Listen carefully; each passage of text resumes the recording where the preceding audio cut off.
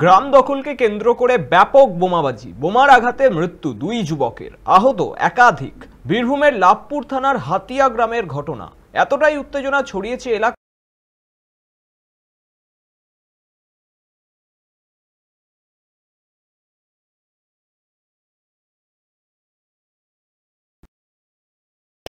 শফিকুল নাহরা গ্রামে নকল সোনার কয়েনের কারবার করত। চুরি ডাকাতিতেও তারা জড়িত। তাদের বিরুদ্ধে থানায় অভিযোগ দায়ের হয়। সম্প্রতি মকবুল ও তার সঙ্গীদের গ্রাম থেকে বের করে দেন স্থানীয় বাসিন্দারা। এরপরই তারা এদিন হঠাৎ কলকাতায় ব্যাপক বোমাবাজি করে। সাবির শেখ, আলমগীর শেখ সহ আরও কয়েকজনকে লক্ষ্য করে বোমা ছোড়া হয়। তার আঘাতেই মৃত্যু হয় দুজনের।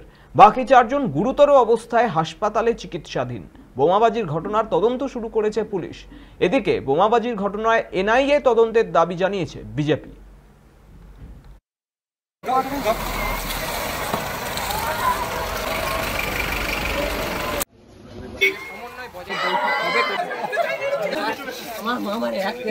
সারা রাত ধরে ওরা রাত 1:20-তে ওরা গ্রাম ঢোকার পরে মোটামুটি 1000 পিস বোম চার্জ করে।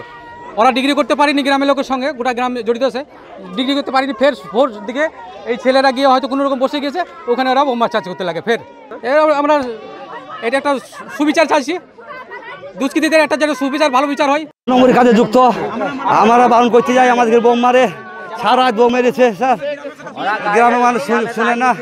আমার বেটা বসেছিল, আমার বেটা দুজন বসেছিল, ওরা এসে বোম মেরে দিয়ে যায়, একবার ডাইরেক্ট বোম মেরে দিয়ে যায়, এবার সঙ্গে সঙ্গে আমার বেটাকে ডেট করে দেয়। আমার বেটাকে ওরা 12-14 জন বটে।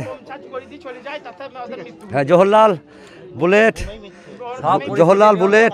মোহন, ডালিম, জালু, তারপর সৈফুদ্দিন, নাজির, মহিউদ্দিন, ফিরোজ আর রাজু না, কিছুই ছিল না, এদের সাথে কিছু ছিল না। আমার ছেলে স্কুলে পড়ে। লাভপুর বিধানসভার হাতোরাতে কয়েনকে কেন্দ্র করে দুই গোষ্ঠীর সংঘর্ষ, এবং সেই সংঘর্ষে বোমাবাজি হয়েছে। কেউ কেউ বলছে 2 জন মারা গেছে, আমার কাছে খবর আসছে 3 জন মারা গেছে। যাই হোক, কোনো মৃত্যুই কাম্য নয়। যারা মারা গেছে তারা তৃণমূলের লোক, এবং দুটো গোষ্ঠী তারা নিজেদের মধ্যে সোনার কয়েনকে কেন্দ্র করে মারামারি করেছে এবং বোমাবাজি করেছে, মৃত্যু হয়েছে। এখন প্রশ্ন হলো, এই যে বারবার বোমাবাজি এবং বোমার ফলে মানুষের মৃত্যু, এত বোমা আসছে কোথায়? বীরভূম পুলিশ কোথায় থাকছে? কেন বোমা উদ্ধার করতে পারছে না? এরা যারা বোমা মজুত করেছিল, কাদের স্বার্থে, কাদেরকে নিয়ে মজুত করেছিল, এই সমস্ত ঘটনার তদন্ত হওয়া উচিত। আমি মনে করি এই ঘটনা নিরপেক্ষ তদন্তের জন্য এনআইএ তদন্ত হওয়া প্রয়োজন। হাতিয়া গ্রাম, সেখানে দীর্ঘদিন ধরে একটা সমাজবিরোধী অ্যান্টি সোশ্যাল ক্রিমিনাল অ্যাক্টিভিটি হয়। মাঝে মাঝেই পুলিশ সেখানে রেড করে এবং ক্রিমিনালদেরকে অ্যারেস্ট করে। এবং হাতিয়া গ্রামের আপনারা ভৌগোলিক অবস্থান জানেন, একদিকে সাঁইথিয়া, একদিকে ময়ূরেশ্বর, একদিকে মুর্শিদাবাদের বড়োয়া, একটা বর্ডারিং গ্রাম। এবং বারবার সেখানে হাতিয়া গ্রামের কিছু ক্রিমিনাল অ্যান্টি সোশ্যাল আর আশপাশের কিছু এসে ওদের মাঠে জড়ো হয়।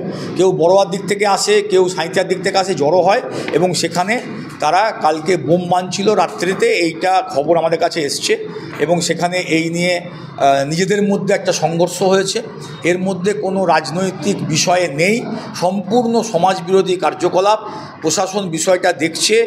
আমরাও প্রশাসনকে বলেছি যে এ বিষয়ে দ্রুত আইনানুগ ব্যবস্থা নিয়ে যেসব সমাজবিরোধীরা এই সব কাজের সঙ্গে যুক্ত, তাদের বিরুদ্ধে আইনগত ব্যবস্থা নেওয়া।